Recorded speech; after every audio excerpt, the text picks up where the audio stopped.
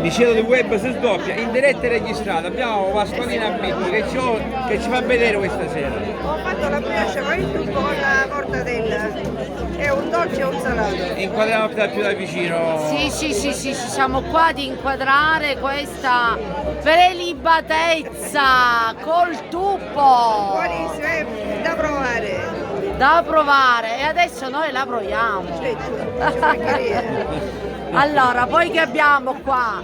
E per i bevitori e i gustatori di birra,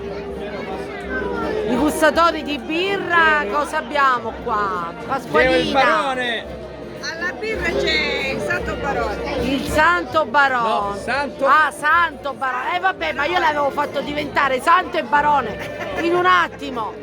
Cioè, voglio dire. Più birra per tutti. L'abbiamo visto il 14 a Pizzodica, lo vediamo qua. Don Santo e un Trina, siamo a Pasqualina.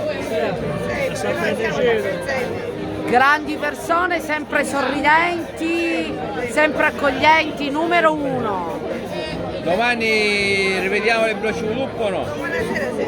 Domani sera dopo la processione, mentre c'è l'associazione musicale che suona, inquadriamo il tuppo di nuovo, però anche il tuppo salato e il tuppo dolce com'è? Tuppo dolce con il salato. Più Una tuppo che bontà, una bontà. Ok, Pasqualina. adesso assaggiamo. Facciamo altre novità. un vulcano di Pasqualina Bitto, la poteca, un panino con troppo.